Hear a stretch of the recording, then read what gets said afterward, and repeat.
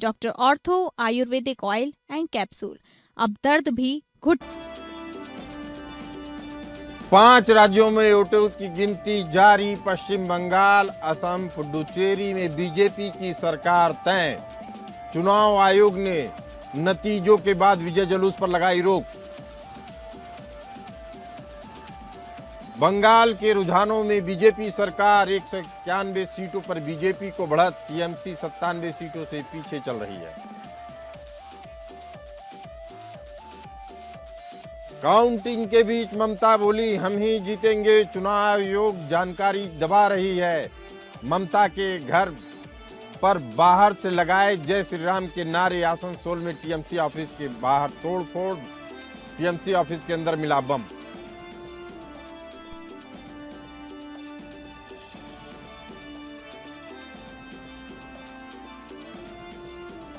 असम के शुरुआती रुझानों में बीजेपी को बहुमत। राज्य में फिर हेमंता सरकार। 126 सीटों में से बीजेपी को 99 सीटों पर बढ़त। कांग्रेस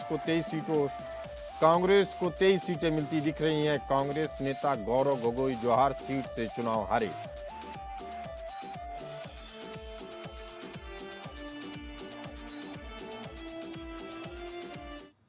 नमस्कार, मैं हूं डॉक्टर प्रसून। आप देख रहे हैं आज लोकतंत्र का सबसे बड़ा दिन है। 5 राज्यों के विधानसभा चुनाव के नतीजे और रुझान तेजी से सामने आ रहे हैं। बंगाल, असम और पुडुचेरी में बीजेपी की सरकार बन रही है। केरल में कांग्रेस के नेतृत्व वाली यूडीएफ सरकार बनती हुई दिख रही है। तो तमिलनाडु में अभिनेता से राजनेता विजय की टीवी के सत्ता पाती दिख रही है। आपको बता दें कि तमिलनाडु में कांग्रेस ने टीवीए को समर्थन दिया है। कांग्रेस की यूडीएफ ने बहुमत हासिल किया है। केरल में, असम में कांग्रेस नेता गौरव गोगोई जोहारहाट सीट से चुनाव हार गए हैं। पुडुचेरी में बीजेपी सरकार कुल 30 सीटों में से बीजेपी गठबंधन को 22 सीटों पर बढ़त मिल चुकी है। बंगाल के रुझानों में बंगाल बीजेपी को पूर्ण बहुमत मिलता हुआ दिख रहा है। सीटें 190 के पार हो चुकी हैं। बंगाल में 2/3 बहुमत के पर पहुंच चुकी है बीजेपी। तमिलनाडु की बात करें तो कांग्रेस ने टीवीके को समर्थन दिया, हालांकि उसके पास महज 2 सीटें हैं। केरल में कांग्रेस की यूडीएफ ने बहुमत का आंकड़ा पार कर लिया है।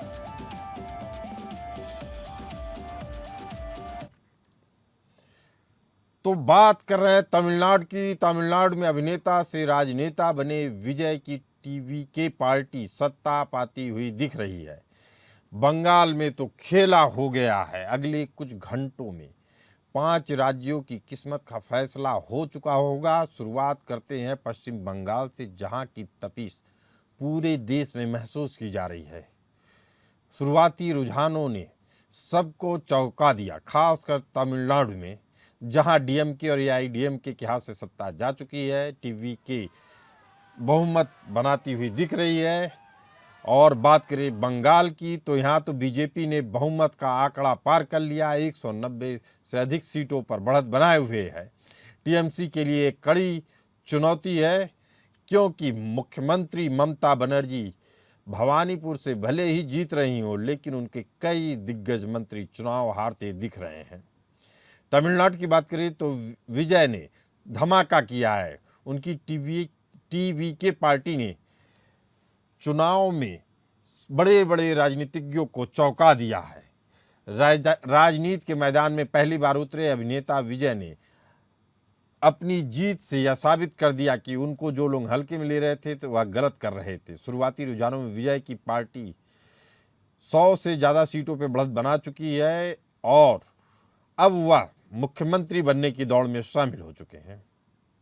डीएमके और एआईडीएमके के बीच दशकों पुराना मुकाबला अब त्रिकोणीय हो चुका है, जहां डीएमके दूसरे से तीसरे नंबर पर संघर्ष कर रही है। यही हाल एआईडीएमके का भी है।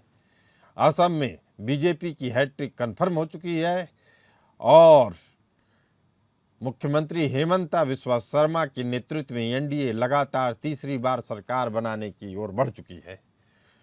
कांग्रेस गठबंधन काफी सिकुड़ गया है। केरल की बात करें तो केरल में हर 5 साल बाद सरकार बदलने की परंपरा रही है, लेकिन इस बार एलडीएफ ने इसे तोड़ा।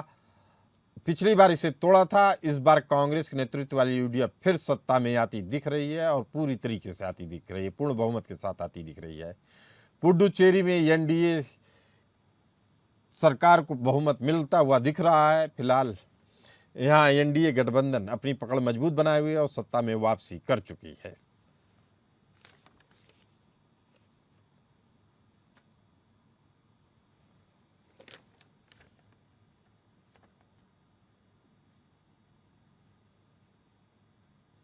आपको बता दें कि बंगाल में बीजेपी ने 193 से ज़्यादा सीटों पर लीड बना के रखी हुई है। टीएमसी को महज 94 सीटें मिली हैं। लेफ्ट फ्रंट की बात करें तो सीपीआईएम और आईएसएफ को एक एक सीट मिली है, कांग्रेस को एक सीट मिली है, अन्य के खाते में 2 सीटें जा रही हैं। कांग्रेस के लिए झटका है, लेफ्ट पार्टियों के लिए झटका है, तमाम दलों के लिए झटका है। आपको बता दें तमिलनाडु की बात करें तो तमिलनाडु में भी एआईएडीएमके और डीएमके दोनों पार्टियों को झटका लगा हुआ है। टीवीके पार्टी बहुमत के करीब बढ़ रही है। हालांकि कांग्रेस ने भी ऐलान कर दिया है, हालांकि उसकी 2 ही सीटें हैं, वो ऐलान कर दिया है कि टीवीके को अगर बहुमत के लिए समर्थन देना पड़ा तो बिना शर्त समर्थन देने के लिए तैयार है। इसी तरीके से बात करें केरल की तो केरल में कांग्रेस के नेतृत्व वाले यूडीएफ ने 140 में से 71 सीटें जीत ली हैं। 22 सीटें जीत ली हैं, 71 पे आगे हैं। उनका आंकड़ा 93 सीटों का है और वो जीत की राह पे आगे बढ़ रहे हैं। एलडीएफ को महज 37 सीटें मिलती दिख रही हैं। असम की बात करें तो असम में बीजेपी को 97 सीटों पे बढ़त मिलती हुई दिख रही है। कांग्रेस 27 सीटों पर सिमटती हुई नजर आ रही है। अन्य के खाते में 2 सीटें आ रही हैं। 2/3 से ज़्यादा बहुमत के करीब पहुंच चुकी है बीजेपी असम में। पुडुचेरी की बात करें तो पुडुचेरी में एनडीए को 16 सीटें मिल चुकी हैं। 3 सीटें कांग्रेस को मिल रही हैं और 5 अन्य को मिल रही हैं, जबकि अभी भी 6 सीटों पे नतीजे आने बाकी हैं। बंगाल की बात करें तो बंगाल में आपको फिर बता दें कि 193 सीटें बीजेपी के खाते में जा रही हैं।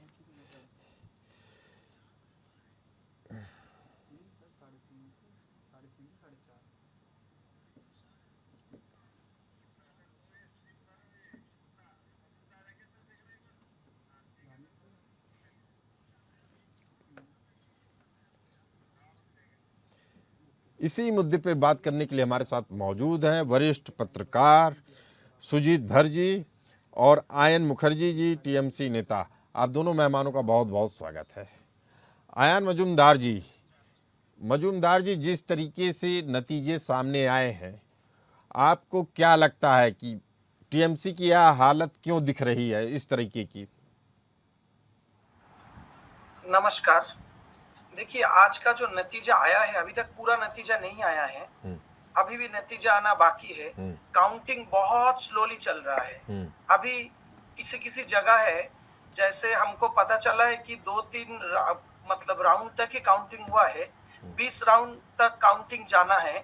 सो अभी ये बहुत ही जल्दी होगा। क्या हुआ है नहीं, ये जो आप बता रहे हैं 2-3 राउंड, वो 11 से 12 के बीच की घटना थी। अब 11-12 राउंड हो चुके हैं, जिसमें बीजेपी 193 से, सुन लीजिए मेरी बात, हम आप जिस भी सीट का बताएंगे हम उसका आपको बता देंगे कितने राउंड हो चुके हैं। मोटे मोटे तौर पे यह साबित हो रहा है कि अब बंगाल में बीजेपी की पूर्ण बहुमत वाली सरकार बन रही है। अब इस सत्ता परिवर्तन को आप किस तरीके से देखते हैं? जी देखिए, बंगाल में कोई लहर नहीं था। ये बीजेपी भी मतलब जानता नहीं था कि वो जीत रहे हैं। ठीक है, उनका भी कॉन्फिडेंस नहीं था। हम सोचे थे कि 200 से ऊपर सीट हम लोगों को मिलेगा। अभी क्या हुआ है नहीं हुआ है वो हमको तो इलेक्शन के बाद जब पूरा रिजल्ट आएगा तभी पता चलेगा। मगर मैं आपको ये बोल सकता हूँ कि ये जो इलेक्शन था, ये कोई साधारण इलेक्शन नहीं था। इलेक्शन के नाम पे पहले दिन से जो चला है बंगाल में, एसआईआर के नाम पे 91 लाख मतलब नाम को काटा गया है। आंकड़े आपके कुछ गलत हैं, लेकिन फिर भी मैं मान लेता हूं कि एसआईआर एक मुद्दा था, लेकिन उससे भी बड़ा मुद्दा घुसपैठिए था, जिसको आप लोगों ने एड्रेस नहीं किया। इस पे कुछ कहना चाहेंगे? देखिए, एक भी घुसपैठी वो निकाल नहीं पाए। वो बोल रहा था नहीं, निकालना राज्य सरकार का काम था अयान जी। नहीं, राज्य सरकार का काम नहीं था, बिल्कुल राज्य सरकार का काम है।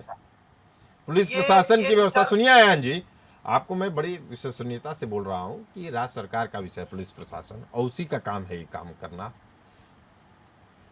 अच्छा, ये घुसपैठी का बात बोल रहे हैं, बीएसएफ किसके हाथ में है?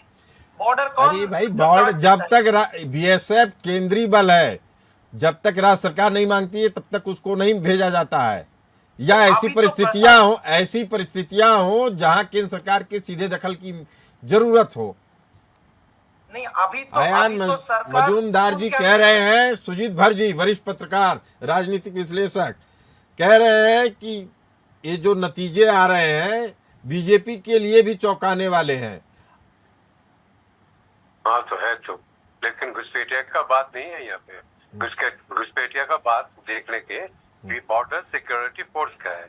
Border security force central force है और home ministry, central home ministry का अंडर है, तो इसका काम स्टेट गवर्नमेंट का है नहीं, ठीक है। सुजीत भर जी, आपको मैं बताना चाहता हूं, जो दसियों साल से आए हुए लोग हैं, बसे हुए हैं, जिनको राशन पानी दिया जा रहा है, ये राज्य सरकार का काम है। सुनिए जी, आप मेरा बात सुनने का तैयार नहीं है तो दूसरा बात है, लेकिन घुसपैठिया का बात यहाँ पे है नहीं, क्योंकि घुसपैठिया एक भी चुना गया नहीं, एक भी आइडेंटिफाई नहीं किया, एक भी नहीं। तो बीजेपी की इस जीत के पीछे क्या कारण है? बीजेपी का जीत का कारण अलग है। ये तृणमूल का जो कंट्रोवर्सी है, तृणमूल में जो काम किया नहीं किया उसका बारे में है। ये अगेंस्ट वोट है, स्विंग वोट है। 11 से 18% स्विंग वोट हुआ। 11 से 18% स्विंग वोट बहुत बड़ा होते हैं। 11 से 18% स्विंग वोट सीपीएम में नहीं गए, एलडीएफ में कहीं भी और नहीं गए, बीजेपी है, बीजेपी में चले गए।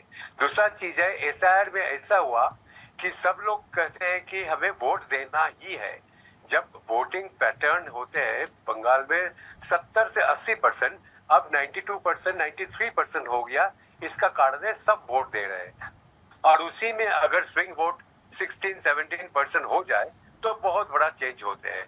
अभी तक तो वोट लीड दिखा रहे हैं, अब देखना होगा एक एक सीट में कितनी सीटों, कितनी वोट से जीत हुआ, ये जरूरी बात देखना होगा। चलिए, भूपेंद्र यादव जी मौजूद है हमारे साथ, बीजेपी प्रवक्ता, आपका स्वागत है। हमारे साथ विनय राय जी भी जुड़ चुके हैं, मैनेजिंग एडिटर एपीएन न्यूज। आप चारों मेहमानों का इस समय स्वागत है हमारे पैनल में। भूपेंद्र यादव जी, बंगाल की जीत को वरिष्ठ पत्रकार सुजीत भर जी कह रहे हैं कि ये बीजेपी की जीत नहीं है, ममता बनर्जी के कामों से लोग खुश नहीं थे, इसीलिए उन्होंने बीजेपी को वोट दे दिया। देखिए, बात ऐसा है कि ये चुनाव जो है ना, विचारधारा का एक तरफा भाजपा है जो विकास, गरीब कल्याण और राष्ट्रवाद की राजनीति करती है जी। मैं आपको स्पष्ट बता दूं कि दूसरी तरफ विपक्ष जो है आज भी जातिवाद, परिवारवाद और तुष्टीकरण की राजनीति करती है, जिसके कारण है कि बंगाल की सामान्य जनता इनको वोट के चोट दे करके मटिया मेट करती है। ये जो है ना, वहां महिलाओं के साथ अत्याचार, ममता दीदी क्या बोलती थी? वो बोलती थी कि जो है ना, महिलाएं को जो है ना 5 बजे के बाद घर से नहीं निकलना चाहिए। तो वहां की, खास करके बंगाल की क्रांतिकारियों की भूमि है भाई साहब। वहां की सामान्य जनता तुष्टीकरण की राजनीति करने वाले और डीप स्टेट बनाने के फिराक में जो ममता दीदी रहती थी, इंडी गठबंधन के जितने भी लोग हैं, आज देख लीजिए वो कहाँ है। आज राहुल गांधी जी 95 इलेक्शन हार गए। अभी मिला करके हम समझते हैं कि पूरे देश के अंदर में ये शतक पूरा दिए आज। तो सभी जगह इंडी गठबंधन की बहुत बड़ी हार हुई है। देश की सामान्य जनता लॉ एंड ऑर्डर और शांति चाहती है, विकास चाहती है, और राष्ट्रवादियों की सोच को ऊपर रख करके इस देश की 5 राज्यों की जनता, अभी देख लीजिए, हम लोग केरल में नहीं थे, वहां भी हमारा कुछ टक्कर हम लोग ले रहे। आप चले जाइए असम में तीसरी बार खुला, पांडिचेरी में भारतीय जनता पार्टी नरेंद्र मोदी जी की नेतृत्व को जो है ना, वहां की सामान्य जनता समझा, वहां भी मतलब देने का काम किया मैंने। अब चले आइए आप जो है ना। सुजीत भरजी, वरिष्ठ पत्रकार है सुजीत भरजी, भूपेंद्र जी कह रहे हैं कि ये जो जीत है विचारधारा की जीत है, ये जो जीत है वो राष्ट्रवाद की जीत है, ये जो जीत है वो तुष्टीकरण के खिलाफ की जीत है। तुष्टीकरण के बारे में मैं नहीं बताऊंगा, क्योंकि तुष्टीकरण तो है ही नहीं है पर, लेकिन विकास का बात करें तो हाँ, विकास की जीत है, क्योंकि यहाँ पे विकास का नाम में कुछ भी नहीं हो रहा था। ये सच है कि विकास कुछ भी नहीं हो रहा था, और वो देखना है अब क्या विकास होता है।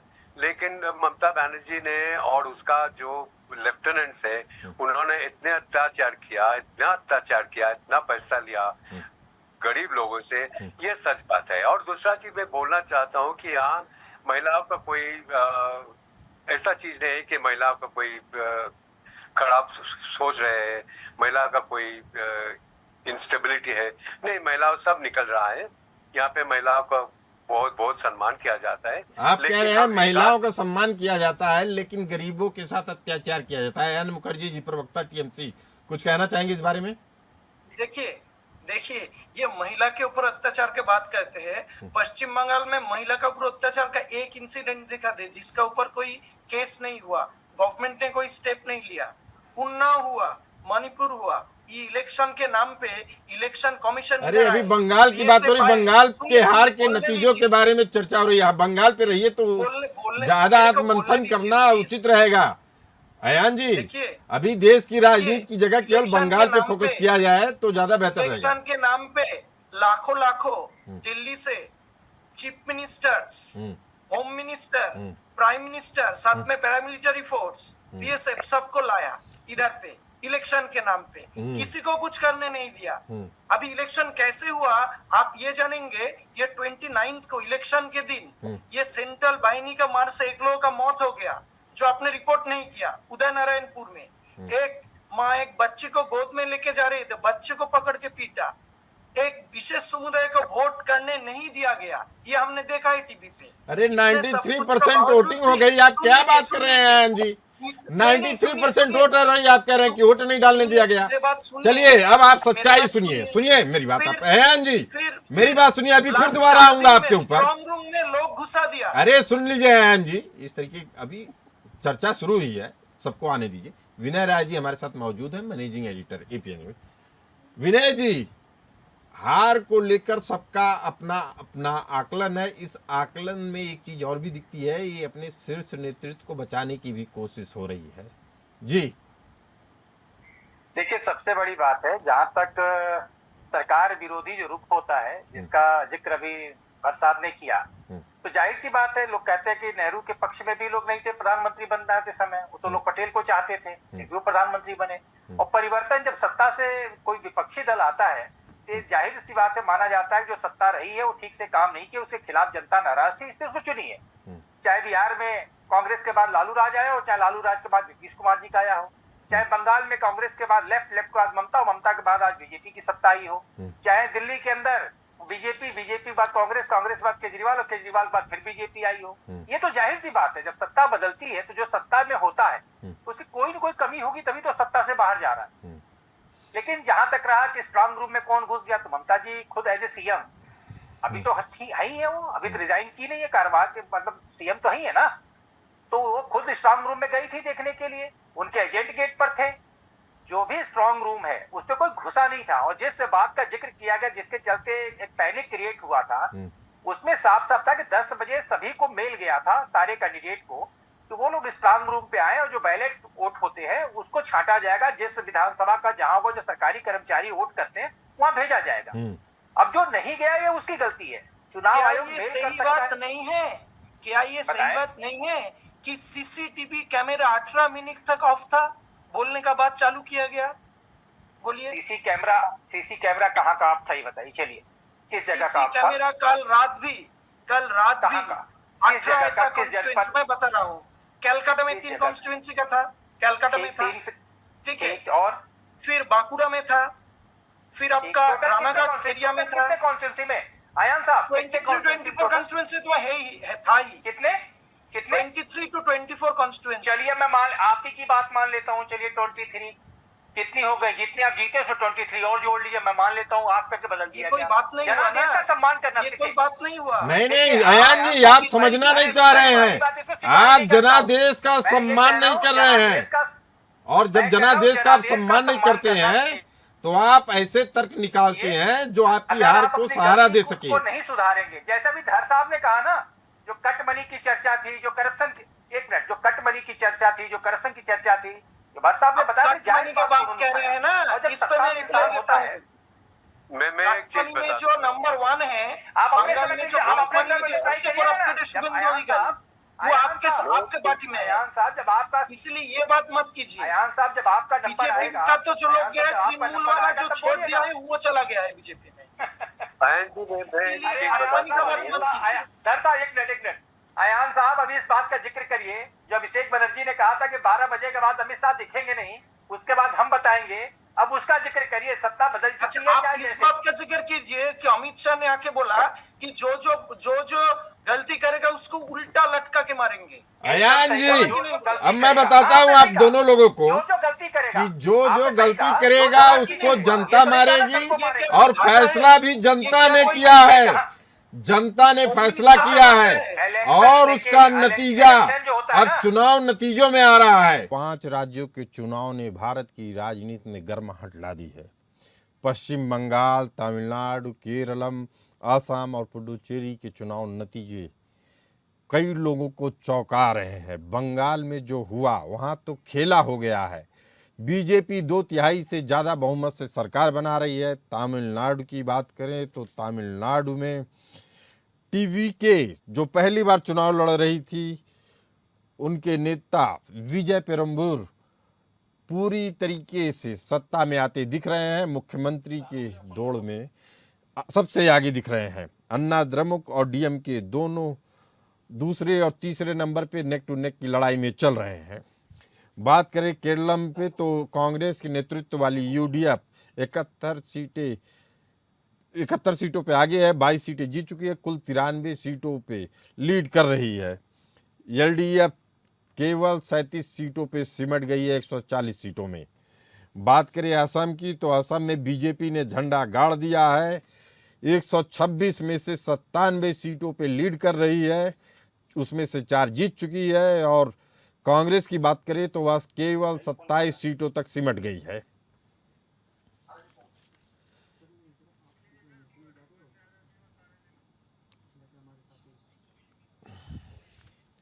पुडुचेरी की बात करें तो पुडुचेरी में 30 सीटों पे चुनाव हो रहा है, जिसमें से 16 सीटें बीजेपी जीत चुकी है। 24 सीटों में से 16 सीटें जीत चुकी है और 3 सीटों पे कांग्रेस की बढ़त है और 5 अन्य लीड बनाए हुए हैं। इन सीटों के आकलन से एक बात तो साफ दिख रही है कि बीजेपी की चारों तरफ लहर है। दक्षिण में केरल और तमिलनाडु में भी उसकी बहनी होती दिख रही है। विनय राय जी, इस तरह से क्या लग रहा है अगला निशाना अमित शाह जी के नजर में कौन सा प्रदेश होगा, तमिलनाडु या केरल? अभी तो पंजाब चुनाव आएगा, जो जहां रिजल्ट आ गया वहां की बात क्यों करना। लेकिन अभी आर्यन साहब जो बोले तो मैं उनको कह दूं कि चुनावी जो मौसम होता है ना, वो होली का पर्व होता है। थोड़ा रंग उड़ेगा, थोड़ा कीचड़ उड़ेगा, थोड़ा काली पोती जाएगी, लेकिन जब दोपहर बाद स्नान हो जाता है ना, सब साफ सुथरे पे फिर नए कपड़े पहन के निकल जाते हैं। चुनाव बीत गया, कैंपेनिंग खत्म हो गई, अब रिजल्ट आ गया।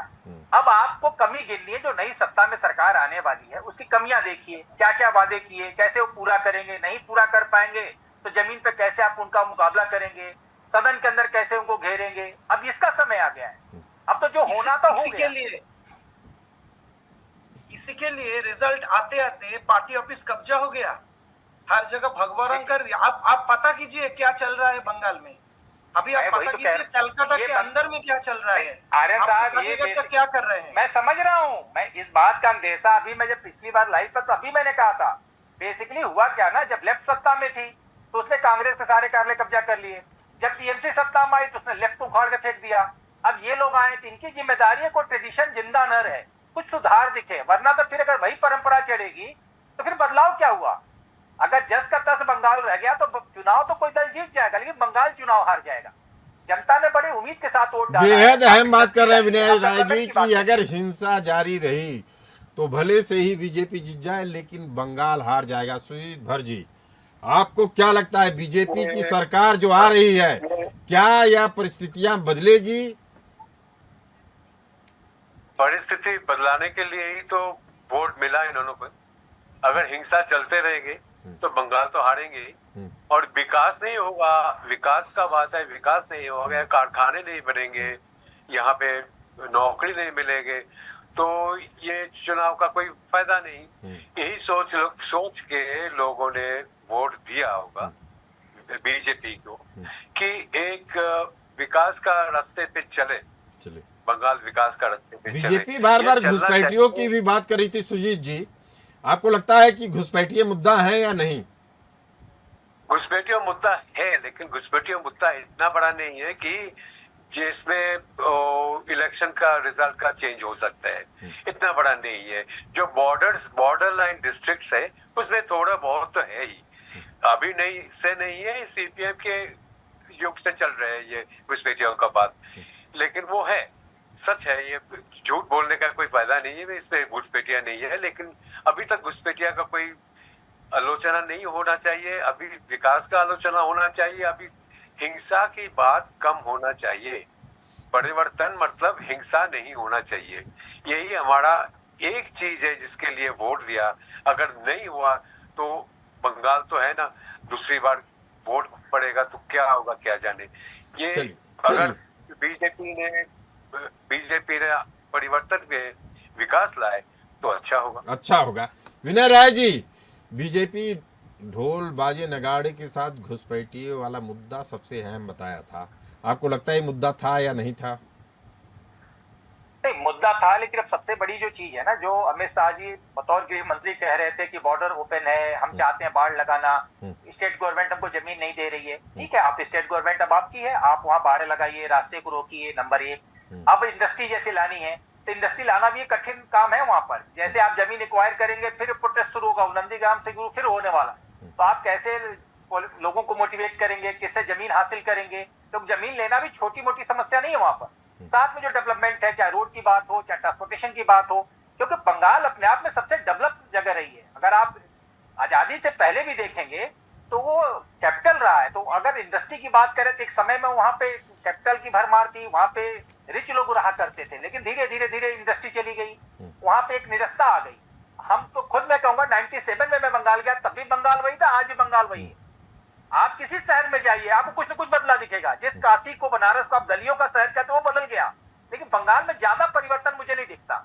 इसलिए किसी एक सरकार को मैं दोषी नहीं ठहरा रहा हूं, लेकिन इसमें जो सरकारें नहीं है उनको कम से कम डेवलपमेंट दिखाना पड़ेगा और ऐसा विकास दिखाना पड़ेगा जो जनता को दिखे। आपको रोजगार लाना पड़ेगा। केवल बंगाली लड़के या जो यूथ है वहां के बाहर जाकर रोजगार करें, ये पॉसिबल नहीं है। आपको वहां भी रोजगार सृजित करना पड़ेगा, वहां के लड़कों को वहां रोजगार देना पड़ेगा। चाहे वो महिलाओं की सुरक्षा का मुद्दा उठाए तो आपको कम से कम ये साबित करना पड़ेगा कि जो महिलाएं ममता बनर्जी जी के साथ थी, अगर वो आपके साथ आई है तो उनसे ज्यादा सुरक्षित है, तब जाके आप जस्टिफाई कर पाएंगे। तो चुनौती बड़ी है, क्योंकि लंबे समय के बाद आप सत्ता में आए हैं, आप पहली बार सत्ता पे काबिज होने जा रहे हैं। सारे अधिकारी उसी पैटर्न के, पहले लेफ्ट के साथ रहे, फिर टीएमसी के साथ रहे, तो उन अधिकारियों को कैसे आप स्क्रूटनिंग करेंगे, कैसे उनको मोटिवेट करेंगे विकास के प्रति, ये कई चुनौतियां हैं। लेकिन सबसे बड़ी चुनौती है कि तत्कालिक जो हिंसा हो रही है उसको कैसे रोका जाए, जो ज्यादा उत्साहित कार्यकर्ता उन पर कैसे लगाम लगाई जाए, और ओथ के बाद कैसे पॉजिटिव वे में धीरे धीरे हम आगे बढ़े बंगाल को लेकर। एक सवाल ये भी उठता है कि क्या मुस्लिम वोटर भी बीजेपी की तरफ खिसक गए, या जो हिंदू वोटर्स थे एक मुश्त बीजेपी को दिए और मुस्लिम वोटर एक मुश्त तृणमूल कांग्रेस को वोट दिए? अब देखिए प्रसून जी, दिखाने के लिए और कहने के लिए, कहीं आप सजाने के लिए कह सकते हैं, लेकिन मैं इस बात पर 1% भी भरोसा नहीं करता कि माइनॉरिटी वोट भाजपा को मिला है। मैं तो यहाँ तक कहता हूँ जो पार्टी का वर्कर वो भी देता कि नहीं था, मुझे इसमें भी संदेह रहता है। तो मैं इस मौके पर इतना ही कहूंगा कि दिया हो तो भाजपा की किस्मत। हाँ, लेकिन इतना तय है कि जितना ही माइनॉरिटी वोट पोलराइज हुई है उसी अनुपात में जो हिंदू मतदाता कहते हैं या नॉन मुस्लिम कहें, उनका भी पोलराइजेशन हुआ है। लेकिन सबसे बड़ा जो फैक्टर बना है वो खास तौर से जो 32-34 साल का लेफ्ट की सत्ता, 15 साल की टीएमसी की सत्ता, पूरी एक जनरेशन चली गई। और उसको एक डेवलपमेंट देखने की होप थी कि हमको कुछ विकास देखना है, हमें कुछ अपने प्रदेश को नया रूप में लाना है। वो बदलाव का वोट है खासतौर से मैं कहूंगा, क्योंकि कोई बीजेपी का परंपरागत मतदाता वहां कोई नहीं कार्य करता है। केवल श्यामा प्रसाद मुखर्जी एक पोस्टर के तौर पर, पुराने संस्थापक के तौर पर जरूर है, जो जब लेफ्ट को लगा कि उसके वर्कर कमजोर हो गए, लेफ्ट पार्टी कुछ अच्छा नहीं कर पा रही है, तो लेफ्ट के वर्कर डाइवर्ट हो गए भाजपा की तरफ। अब अपने वर्कर का मिजाज भाजपा टाइप बनाना है उनको। अब इसमें चुनौती बड़ी है। आप खुद शुभेंदु अधिकारी जो सबसे बड़े चेहरे हैं इसमें बंगाल के अंदर भाजपा के, वो भी तो लेफ्ट से लेकर के कांग्रेस और टीएमसी से होते हुए आए हैं।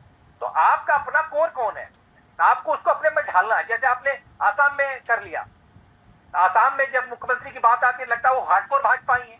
तो आपको सही तरीके से सही पैटर्न पर काम करना पड़ेगा, तब जाके बेहतर परिणाम निकलेंगे। अब बंगाल के लोग परिणाम चाहते हैं।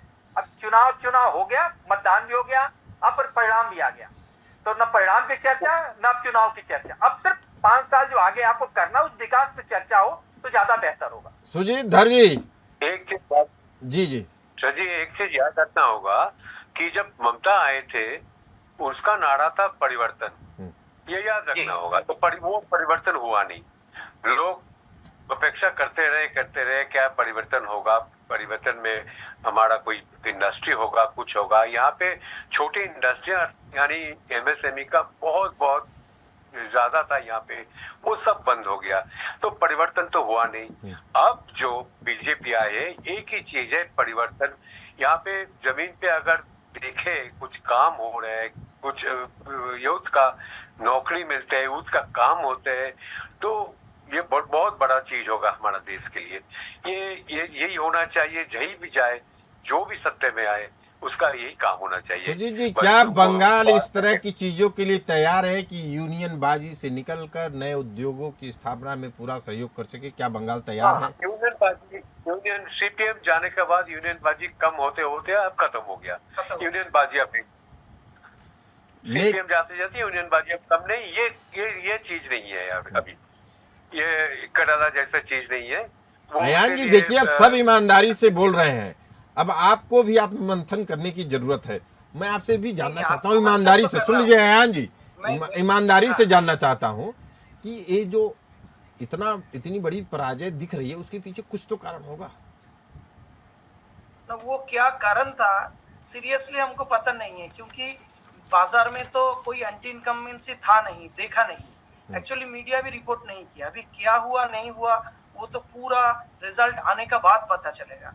मेरे को 2-3 चीज जो लग रहा है वो हो सकता है, ये हो सकता है जी जी कि बीजेपी ने प्रचार किया, जैसे शुभेंदु अधिकारी ने बार बार प्रचार किया, हिंदू एक हो जाओ, हिंदू एक हो जाओ। परहैप्स हिंदू वोट का कंसोलिडेशन हुआ है। फिर आपका हुमायूं कबीर एक मुस्लिम आदमी है जो कि बाबरी मस्जिद बनाना चाहते हैं, उसका एक वीडियो वायरल हुआ था जिसमें बोला गया था कि 1000 करोड़ उनको बीजेपी से मिला है बाबरी मस्जिद बनाने के लिए, और वो जो वीडियो है वो गलत है, वो कोई नहीं बोला। फिर आपका हो सकता है जो कि देखिए इलेक्शन कमीशन इधर पे आने का बाद से, मतलब ये तो सही बात है कि टीएमसी ठीक तरह से कंडक्ट नहीं कर पाए, मतलब वोटर तक नहीं जा पाए। जैसे देखिए एक जगह है जैसे फॉल्टा, उधर पे वोटिंग को उन्होंने रद्द कर दिया, मतलब बाद में होगा। क्या 2-4 कॉन्स्टिट्यूएंट्स में प्रॉब्लम हुआ था इसलिए। तो इसी तरीके से सीरीज ऑफ जो इंसिडेंट हुआ है लास्ट 15-20 दिन में, उसमें लोगों को लगा है चलो टीएमसी को ना देके बीजेपी को देता हूँ, हो सकता है। मगर इसमें मैं अभी जो देख रहा हूँ इनिशियली मुस्लिम वोट भी स्प्लिट हुआ है, हिंदू वोट तो हुआ ही है, और इसमें पोलराइजेशन का वातावरण हो गया है जो बंगाल में कभी नहीं था, जो बंगाल में आज तक कभी नहीं था। तो वही मैं, आप एकदम सही बात कर रहे हैं अयान जी। मैं यही समझना चाह रहा हूँ कि ये स्थिति बनी क्यों, ध्रुवीकरण के कारण ये ध्रुवीकरण हुआ क्यों, क्या घुसपैठियों के कारण हुआ, क्या तुष्टीकरण की नीति के कारण हुआ? जी पहले तो देखिए, आप माने या ना माने, ये एसआईआर करके जितना नाम काटा गया था हमने खुद देखा है, वो सब टीएमसी का वोटर था। फिर आपने देखा कि चीफ मिनिस्टर सुप्रीम कोर्ट तो गए इनका मतलब नाम वापस करने के लिए, लिस्ट में इंक्लूड करने के लिए। इसके बाद आपका बीएसएफ से लेके पैरामिलिट्री फोर्स से लेके, पता है आप बोलेंगे कि मैं अभी मतलब जस्टिफिकेशन दे रहा हूँ, इधर बाकी लोग भी, इनसे भी पूछिए, हम लास्ट 20 दिन से अगर ऊपर देखते थे ना आसमान में तो पंछी नहीं दिखते थे सिर्फ हेलीकॉप्टर। बीजेपी पूरा अपना बल, पैसा, बीएसएफ, पैरामिलिट्री फोर्स सबको लेके बंगाल में आए। चलिए ठीक है, जो होना था हो गया है। अभी नया जो गवर्नमेंट आएगा उनके ऊपर हमारा उम्मीद रहेगा कि वो जो अभी कमिट किया है कि हर महिला को 3,000 करके देंगे, वो देंगे। फिर बेकार जो लोग हैं उनको भाता देंगे, वो देंगे। इंडस्ट्री लाएंगे, लोगों को नौकरी होगा, सब कुछ अच्छा होगा। चलिए हम उम्मीद करते हैं। चलिए उम्मीद करते हैं, हम भी उम्मीद करते हैं। अभिमन्यु त्यागी जुड़ गए हैं, कांग्रेस के नेता प्रवक्ता। आपका बहुत बहुत स्वागत हमारे इस डिबेट में। हमारे पैनल में जितने भी गेस्ट हैं बड़ी ईमानदारी से बात रख रहे हैं, तमाम मुद्दों पे रख रहे हैं, भले से अपनी पार्टी के खिलाफ ही क्यों न जाता, बट वो सच्चाई बयां कर रहे हैं कि क्या कारण है कि बीजेपी को इतनी तगड़ी जीत मिल रही है। अभिमन्यु त्यागी जी, पहले हम आपको बधाई दे दें कि केरल में 10 साल बाद कांग्रेस की वापसी हुई है। इस वापसी की बधाई का असली हकदार कौन है, राहुल गांधी जी या वहाँ की लोकल लीडरशिप? देखिए, सबसे पहले तो मैं आप सबको प्रणाम करता हूँ, नमस्कार करता हूँ। मैं कहना चाहता हूँ कि ये तो जहाँ पर भी कांग्रेस पार्टी रही है और हम मुख्यतः विपक्ष में रहे, तो हम जो जनता से जो जुड़े असल मुद्दे हैं, चिकित्सा, शिक्षा, महंगाई, संविधान, नौकरी, रोजगार, किसानी, हम सब इस मुद्दे पे अड़े रहे। हम संविधान के जो मुद्दे हैं, जो हमारी विचारधारा है, तो हम उस मुद्दे पे अड़े रहे, जनता के बीच में हम जाते रहे। जहाँ तक देखे केरल की बात है, तो वहाँ जनता ने हमें मैंडेट दिया है, तो वो वहाँ सब मिलकर काम करने का पूरा प्रयास रहेगा। और उसकी देखिए, जहाँ तक आप बात कह रहे हैं कि इसको जीत का श्रेय किसे जाए, तो जीत का श्रेय तो हर आम कार्यकर्ता को, यहाँ तक कि विज जनता के संभव नहीं, जनता जनार्दन को। और क्योंकि राहुल गांधी जी हमारे शीर्ष नेता है, तो उनको भी जाता है। चलिए अभिमन्यु जी, राहुल गांधी जी को जाता है, वो शीर्ष नेता है, तो क्या बंगाल में और असम में जो नतीजे आ रहे हैं, पुडुचेरी को भी जोड़ लिया जाए, उस प्रदर्शन से कांग्रेस खुश है? अगर उसके हार का ठीकरा फोड़ना हो तो किसके सर फोड़ा जाए? बिल्कुल, हमें पूरी उम्मीद थी कि हमारा बहुत अच्छा परफॉर्मेंस आसाम और पुडुचेरी में होने जा रहा है, और हमारी तैयारी इस तरह से थी कि अपनी बात सरकार बनेगी। जहाँ तक बंगाल की भी बात हुई है, तो हमें ये उम्मीद थी कि हमारा बहुत अच्छा परफॉर्मेंस होगा, क्योंकि हम जनता के जुड़े जो असल मुद्दे थे, हम उन पर काम कर रहे थे। अब वो अलग बात है, अभी मैंने सुना तो हमारे साथी साथ में पैनलिस्ट कुछ बात रख रहे थे, तो मैं भी अपनी बात उसमें जोड़ कर कहना चाहूंगा कि वो तो बहुत सारे मुद्दे हैं कि जिस तरह से ईडी, सीबीआई, अनिल कुमार जी और तमाम जो भाजपा के हाथकंडे अपना, सबको भी क्रेडिट जाना चाहिए साथ में। तो मैं सिर्फ मोदी जी को बधाई न देकर जो भी उनके सहयोगी जो भी तंत्र रहा है वहां पर, उस सबको मैं बधाई देना चाहूंगा। हाँ, निश्चित तौर पर जनता ने जो मैंडेट दिया, वो हम उसको भी बधाई देना चाहते हैं, जनता जनार्दन। तो केरल में जीत की बधाई किसके लिए दे रहे हैं? केरल स्टोरी आई उसके कारण एलडीएफ की विदाई हुई, या आप लोगों ने बहुत अच्छा काम किया? जी अभिमन्यु जी, हम कहना चाह रहे हैं कि केरल के लिए देखिए, मैंने अभी कहा था केरल में जो जीत हुई है उसके लिए जनता को तो हमने थैंक यू कहा ही कहा। नहीं, कारण क्या है अभिमन्यु त्यागी जी? मैं आपसे कारण पूछना चाह रहा हूँ कि आपको क्या लग रहा है, क्या कारण केरल की जीत के लिए ये है कि वहाँ हमारा कैडर जो है, संगठन जो है, वो मजबूत है। अब जहाँ हमारा कैडर देखिए कमजोर है, कैडर की भी बहुत देखिए बड़ी जिम्मेदारी हो जाती है।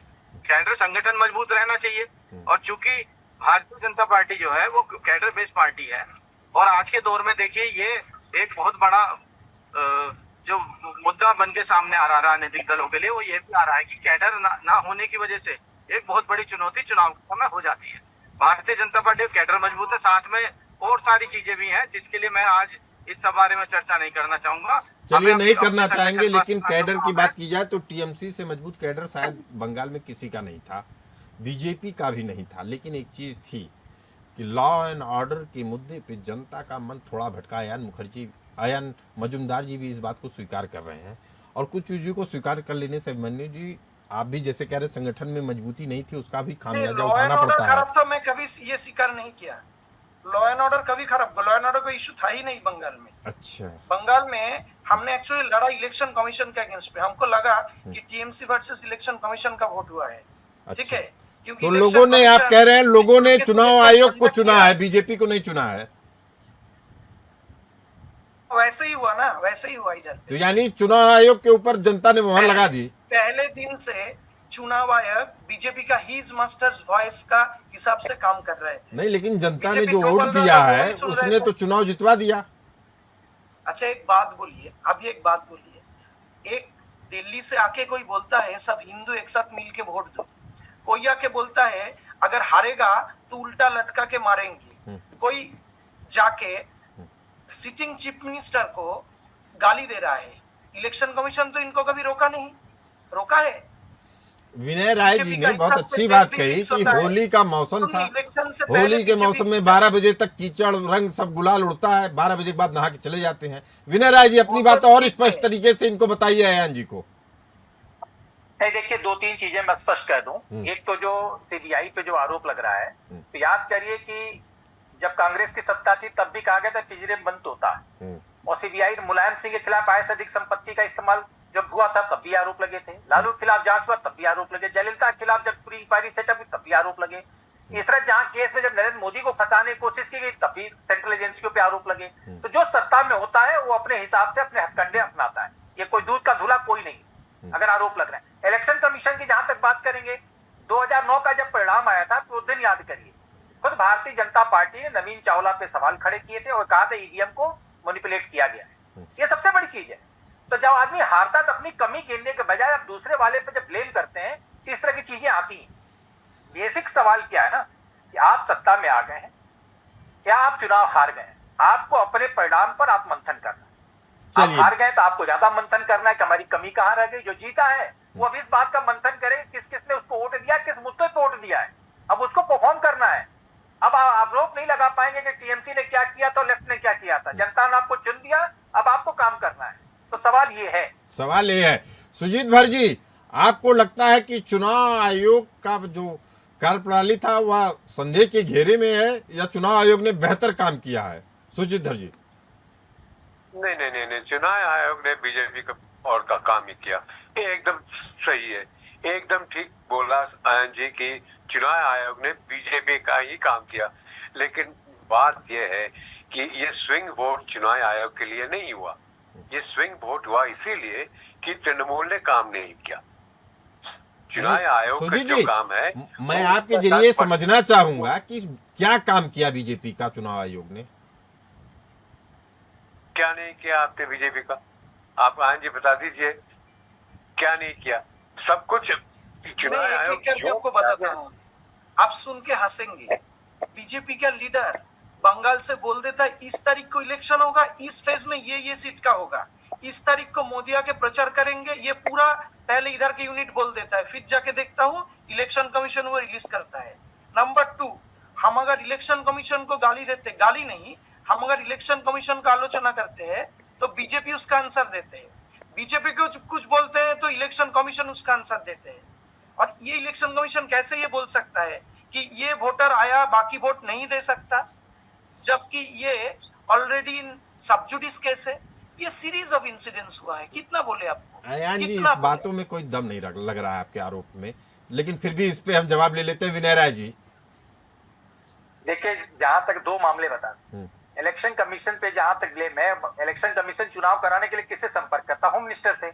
उसको फोर्स चाहिए, तुमको तो पता ही है कब चुनाव कराना है, कब पैरामिलिट्री फोर्स की रिक्वायरमेंट जाएगी।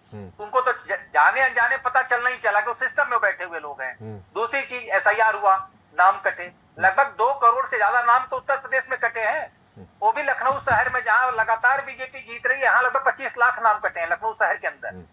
एसआईआर में ऐसा नहीं कि एक स्टेट में एक पर्टिकुलर विधानसभा में नाम कटे हैं, हर जगह नाम कटे हैं। और ये जाहिर सी बात है कि उसमें जो लोग प्रूफ नहीं दे पाए 2003 के वोटर लिस्ट के हिसाब से, या जो लोग डबल थे, उन लोगों ने डर के मारे भी अपना नाम कटवाया है। और आप बंगाल का चुनाव देख रहे हैं, इस बात का अंदाजा आप खुद लगा लीजिए कि मैक्सिमम लोग दिल्ली से, बंबई से डर के मारे भाग कर जाकर बंगाल में वोट दिए, कहीं हमारा नाम हमेशा न कट जाए।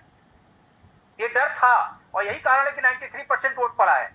अगर नाम ही कट जाता सबका तो 93% वोट कहां था? तो वोट बढ़े भी हैं पुराने अनुपात में, वोट का पोलिंग भी परसेंटेज बढ़ा है। लेकिन सही बात है कि देखिए जो सत्ता में होता अपने हिसाब से काम करता है, जो भी पद पे बैठा है। तो ब्लेम गेम अभी वो कर सकते हैं कि आपने अपने सिस्टम को हाईजैक कर रखा था, लोकल सारे सिस्टम। नहीं विनय जी, मुद्दे पे आते हैं। विनय जी, मुद्दे पे आते हैं। सुजीत जी कह रहे हैं कि बीजेपी का काम चुनाव आयोग ने किया, इस बात से आप कहां तक सहमत हैं?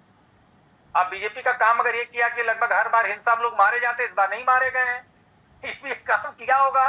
लोग जो वोट बीजेपी को नहीं ले पा इलेक्शन के दिन, इलेक्शन के दिन खूब अरे बात सुनिए उसमें सुनिए भाई, बात सुनिए आयन जी, वापस आऊंगा। हाँ, जो आरोप लगता था पश्चिम बंगाल में कि जो मतदाता वोट देना चाहते थे उनको रोक दिया जाता था, तो पैरामिलिट्री फोर्स लगा के उनका वोट डलवा दिया गया, ये भी बीजेपी का काम हुआ है। तो कई तरीके से आप इसको देख सकते हैं।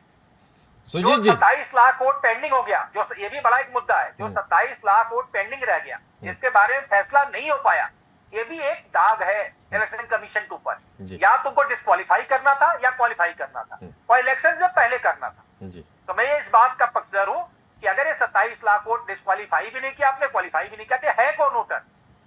अगर मान लीजिए 2 महीने बाद 6 महीने बाद इनको आपने क्वालिफाई कर दिया, तो क्या वो ये चुनाव दोबारा वोट दे पाएंगे? अब अगले चुनाव में देंगे ना। ये भी एक तरीके से मदद ही कह सकते हैं आप। कई पैरामीटर्स हैं, लेकिन सबसे बड़ा जो पैरामीटर्स है कि आपने बीजेपी का चाहे एंटी जो टीएमसी वोट था उसको निकलने का व्यापक अवसर दिया। जैसे अजय पाल शर्मा जहां वहां खड़े हुए जो वीडियो वायरल हुआ, आप एक तरीके से वर्कर जो काम बीजेपी का नहीं कर पा रहा था, वो पैरामिलिट्री फोर्स के लोगों ने वहां खड़े होकर कहा वोट डालो, मैं खड़ा हूं, देखे कौन बोल लेगा। और यही कारण था, पैरामिलिट्री फोर्स का ही डर था कि हिंसा नहीं हो पाई। नहीं तो हर बार के चुनाव का रिकॉर्ड आप उठा के देखिए, चुनाव के बाद, मतदान के बाद हिंसा व्यापक तौर पे हुई है। तो कम से कम इस बार चुनाव आयोग को इस बात के लिए बधाई दे दीजिए, बधाई के पात्र है चुनाव आयोग। सुजीत धर जी, आप कुछ कहना चाहेंगे? परसेंटेज ज्यादा और हिंसा नहीं हो पाई। हिंसा के लिए तो बधाई दे रहा हूँ, हिंसा नहीं हुआ इसीलिए बधाई दे रहा हूँ, लेकिन जो चुनाव आयोग ने 27 लाख या 90 लाख के नाम काट दिए इसीलिए तो बधाई नहीं दे पाऊंगा। और दूसरा बात है इस SIR लेके कि SIR ने इतना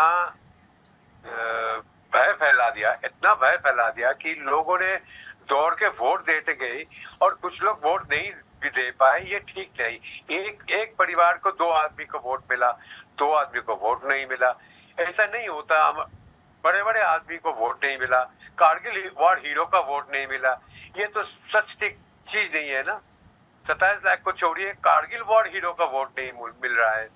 ये सब चीज तो हुआ है, ये तो लोग देख रहे थे। सुजीत जी, हम लोग भी इसी SIR की प्रक्रिया से गुजर रहे हैं, पूरे देश में चलता है। और जब हम अपने आप को वेरीफाई नहीं करते हैं, चुनाव आयोग की वेबसाइट पे जाके अपने आप को चिन्हित नहीं करते हैं, तो इसका एक नुकसान भी उठता है कि हमारा वोटर लिस्ट से नाम कटता है। अयान जी कुछ कह रहे हैं, बताइए। बोल रहा हूँ, अगर SIR करना ही था तो इलेक्शन से 6, 7, 8 महीना पहले कर सकते थे। अभी इलेक्शन का 2 महीना पहले क्यों स्टार्ट किया? चलिए, वो अगर वो पूछ के हम बताएंगे आपको। अभिमन्यु त्यागी जी, आप भी कुछ कह रहे हैं, बताइए।